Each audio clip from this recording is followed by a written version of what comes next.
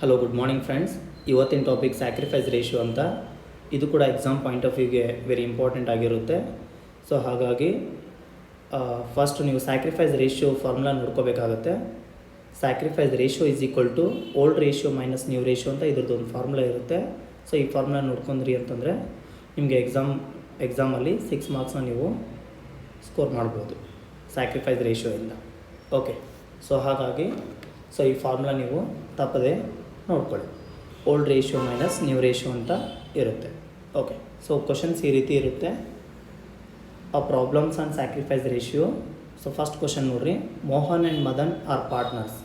Already they are 2 partners ಇರ್ತಾರೆ, existing 2 partners ಇರ್ತಾರೆ.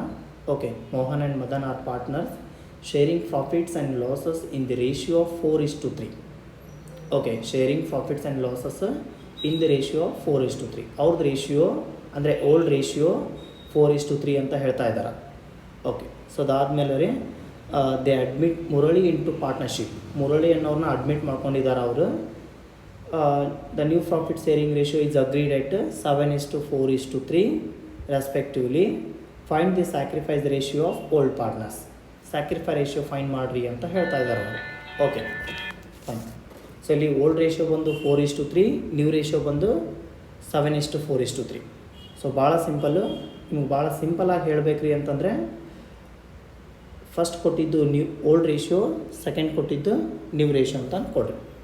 Okay, first ಕೊಟ್ಟಿದ್ದು ಓಲ್ಡ್ ರೇಷಿಯೋ, ಸೆಕೆಂಡ್ ಕೊಟ್ಟಿದ್ದು ನ್ಯೂ ರೇಷಿಯೋ. ಇಫ್ ನಿಮ್ಗೆ ಏನಾದರೂ ಇಂಗ್ಲೀಷ್ ಗೊತ್ತಾಗಲಿಲ್ಲ, ನನಗೆ ಓದಿದರೆ ಅರ್ಥ ಆಗಲಿಲ್ಲ, ಆ ರೀತಿ ಏನಾದರೂ ಅನಿಸಿತ್ತು ಅಂತಂದರೆ ಸೊ ಈ ಟೆಕ್ನಿಕ್ನ ನೀವು ಯೂಸ್ ಮಾಡ್ಬೋದು. ಫಸ್ಟ್ ಕೊಟ್ಟಿರೋ ರೇಷಿಯೋ ನಾವೇನಂತ ಹೇಳ್ಬೋದು, ಫಸ್ಟ್ ಕೊಟ್ಟಿರೋಂಥ ರೇಷಿಯೋನ ನಾವು ಓಕೆ ಓಲ್ಡ್ ರೇಷಿಯೋ ಅಂತ ಹೇಳ್ಬೋದು.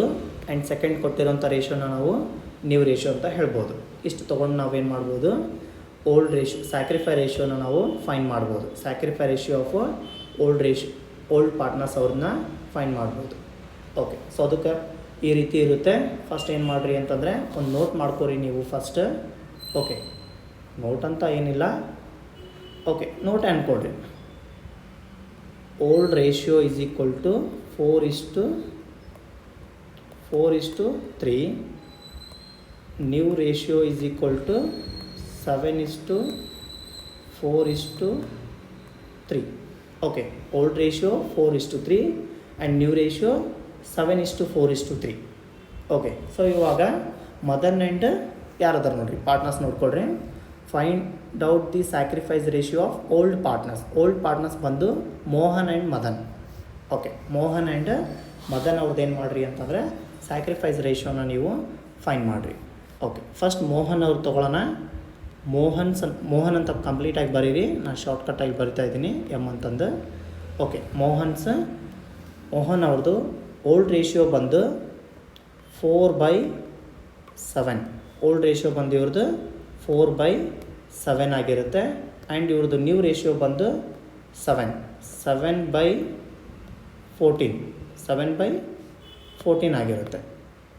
ಓಕೆ, ಸೊ ಈ ರೀತಿ ನಾವೇನು ಮಾಡಬೇಕು, ಫಾರ್ಮುಲಾಕ್ಕೆ ಅಪ್ಲೈ ಮಾಡ್ಕೋಬೇಕು. ಇಲ್ಲಿ 7 ಹೆಂಗೆ ಬಂತು, 14 ಹೆಂಗೆ ಬಂತು ಅನ್ನೋದು ಯಾರಾದರೂ ಯೋಚನೆ ಮಾಡ್ತಿದ್ರೆ ಭಾಳ ಸಿಂಪಲ್ ರೀ.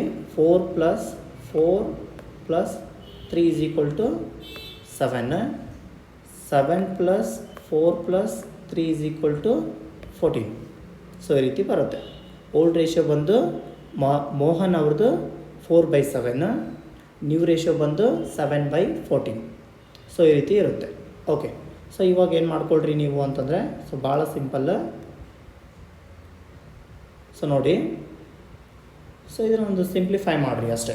ಸಿಂಪ್ಲಿಫೈ ಮಾಡೋದು ಹೇಗೆ ಅಂತಂದರೆ ಫಸ್ಟ್ ಇವೆರಡಕ್ಕೂ ಇಂಟು ಮಾಡ್ಕೊಳ್ರಿ. ಡಿನಾಮಿನೇಟರ್ಸ್ಗೆ ಇಂಟು ಮಾಡ್ಕೊಳ್ರಿ ಫಸ್ಟ್.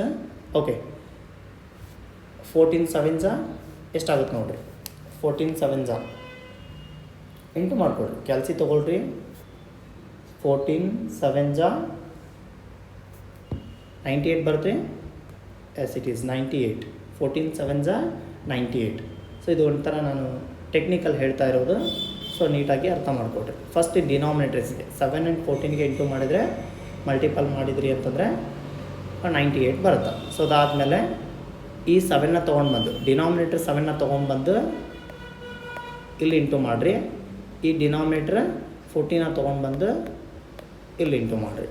ಓಕೆ, ಸೊ ಇವಾಗ ಇವೆರಡಕ್ಕೂ ಇಂಟು ಮಾಡ್ಕೊಳ್ರಿ. 14 4 ಎಷ್ಟಾಗುತ್ತೆ ಕ್ಯಾಲ್ಕುಲೇಟ್ ಮಾಡಿರಿ. ಕ್ಯಾಲ್ಸಿ ತೊಗೊಂಡೇ ಮಾಡಿರಿ, ಏನು ಪ್ರಾಬ್ಲಮ್ ಇಲ್ಲ. 14 56 ಆಗುತ್ತೆ. Okay 56.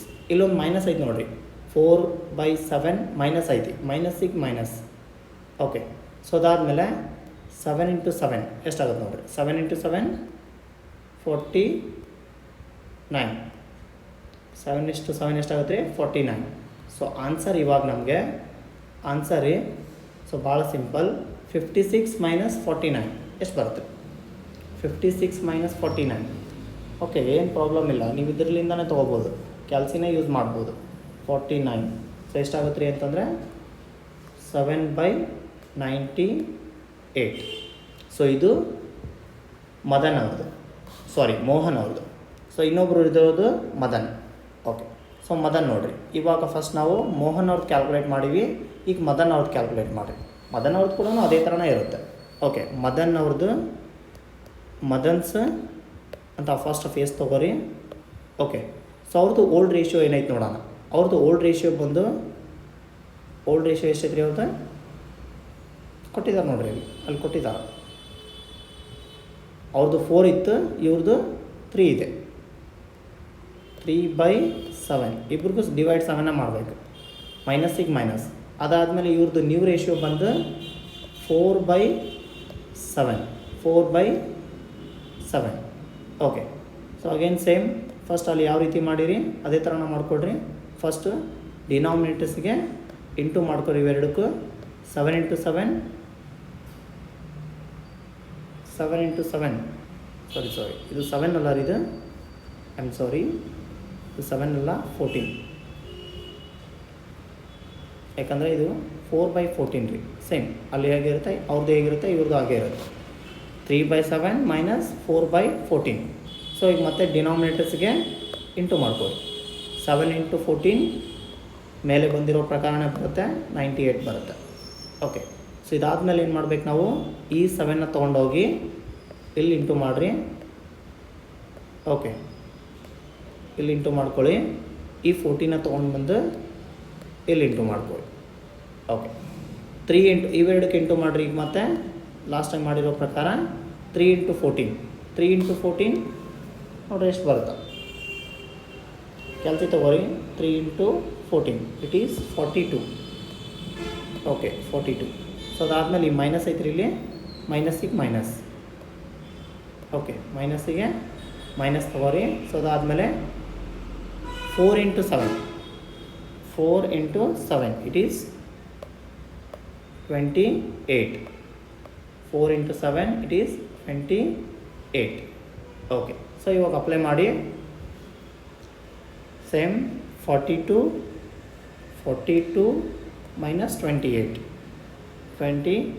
It is 14 divide 98. Final ಆಗಿ ಆನ್ಸರ್ ನಿಮ್ಮನ್ನ sacrifice ratio is equal to Mohan ಅವ್ರದ್ದು 7 ಈಸ್ಟು ಇವ್ರ ಮದನ್ ಅವ್ರದ್ದು 14. ಸೊ ಇದನ್ನು ನೀವು ಇನ್ನೂ ಸಿಂಪ್ಲಿಫೈ ಮಾಡ್ಬೋದು. 7 1s 7 2s.